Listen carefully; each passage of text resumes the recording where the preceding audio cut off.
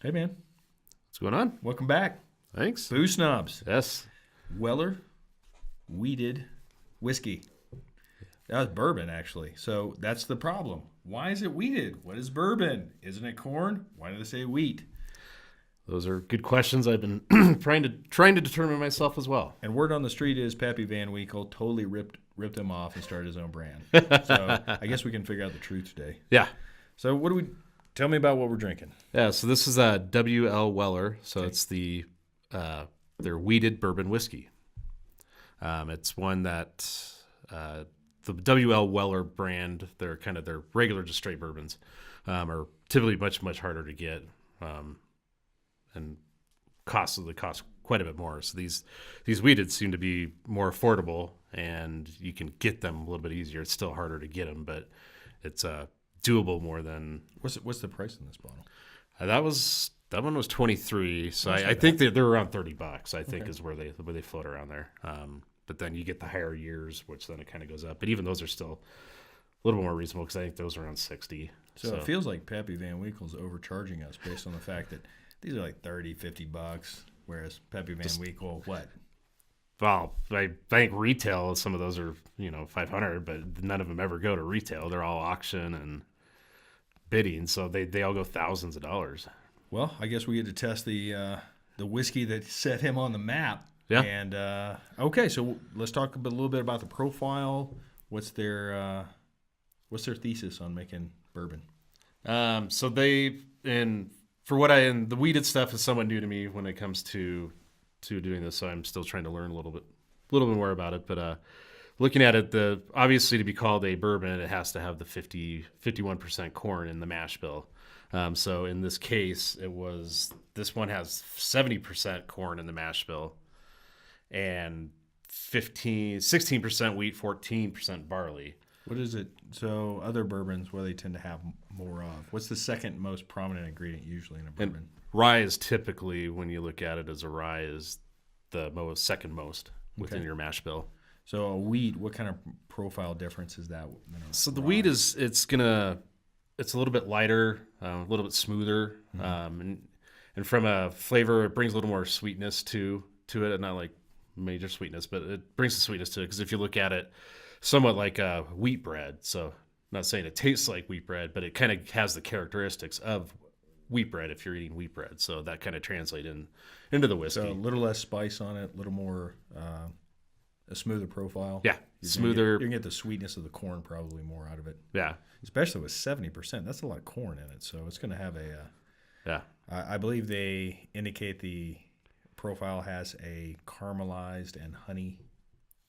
Yeah, okay. I would agree with the initial taste of it. I would agree that those notes are in there. All right, well, let's give it a try. Cheers. Cheers. Yeah, you can smell it on the nose, man. It's got some sweetness there. Definitely the honey comes through. Yeah, for sure, the honey and the caramel. Oh, man. That's actually pretty nice. I'm not a huge bourbon fan, and that's not something I would drink every day, but it's very drinkable. Got a little bit of heat on it. The alcohol is there, but not overpowering, so it's warm on the back end.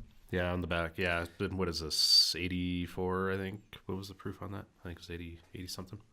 Let's check. It is 45% alcohol by volume, so 90 proof. Yeah.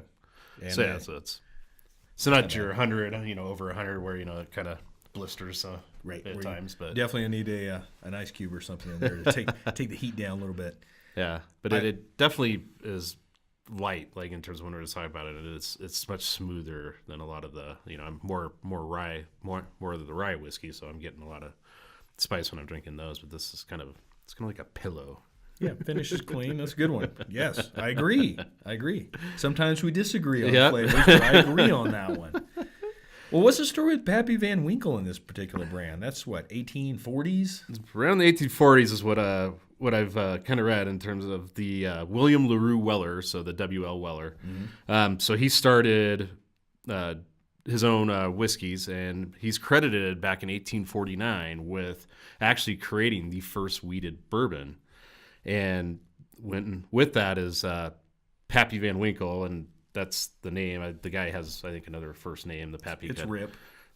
It very well could be. There you go. I can't remember, but he actually started working at W.L. Weller and learned distilling processes, and then went on to create the Pappy Van Winkle line. And the mash bill of Pappy Van Winkle and W.L. Weller are exact. Well, there you go. We're basically getting the same thing you're getting with Pappy Van Winkle, except at 1/30th of the price. Yes. Yeah. Very nice. Yeah, Very nice. It's so it's good, and I'd say I'm having another drink. Yeah. It's a nice profile. Oh man, that is a nice finish too. I really like that. It's got the heat on the back end, but it doesn't sit there and burn your throat. No. And the caramel kind of sticks with it. You get the honey on the front and caramelized on the back. Yeah.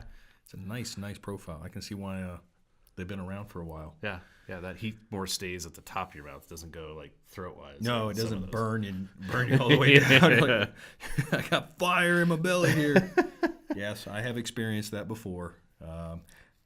Even at a very high end, if you get over 100 proof, is just sometimes you need to put a cube in it to settle it down. Yeah, and sometimes too it's not bad to even drop a couple drops of water into this, because it does open it up, and that does open changes the profile. You're going to get a distinctly different. Yep. So, like I said, neat though. This is a very good beverage. I would drink this again. Yeah, for sure. I was saying they're owned by Sazerac, Mm-hmm. which then they do their own whiskeys, and then it's distilled and bottled under Buffalo Trace.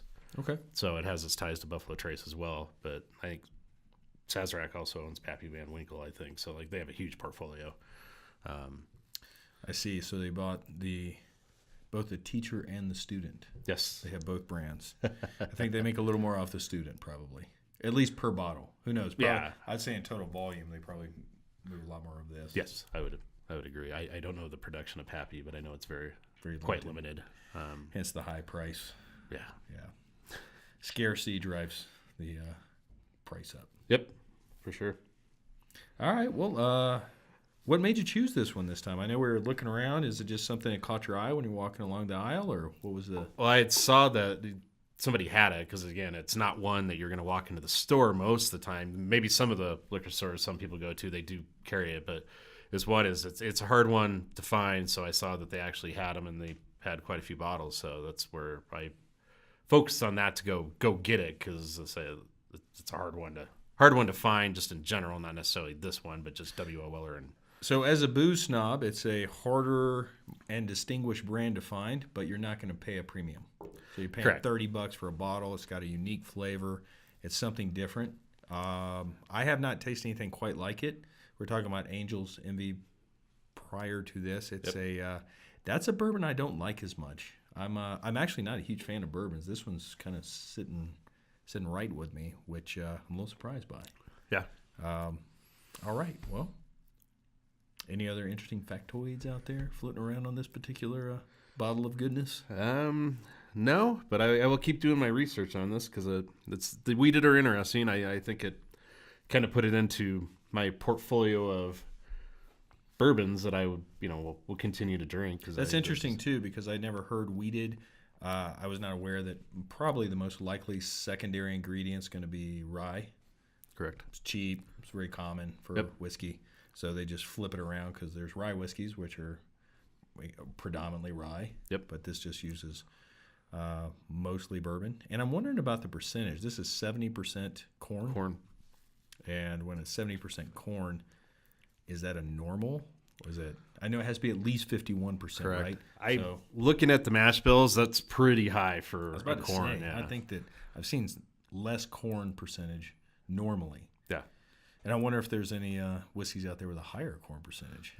That'd be a really sweet flavor then. Yeah.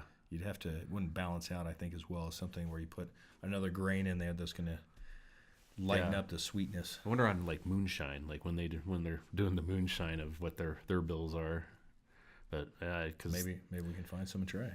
Yeah, but I've never heard moonshine reference a sweet. I came from South Carolina. I'm telling you, there is sweet moonshine out there, but most of it will just melt your face off. Yeah, so, those are the ones I've had. Yes. All right, Brian. Well, nice having you here again. Yeah, I'm happy to be cheers. back, and hopefully we'll have Bob back with us. I would like to have Bob. I think Bob, he's been very busy lately, wheeling and dealing.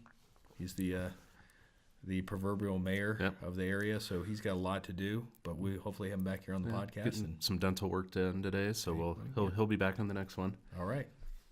Awesome. Thanks for everyone joining us. Thank We'll you. see you next time on Booze Snobs.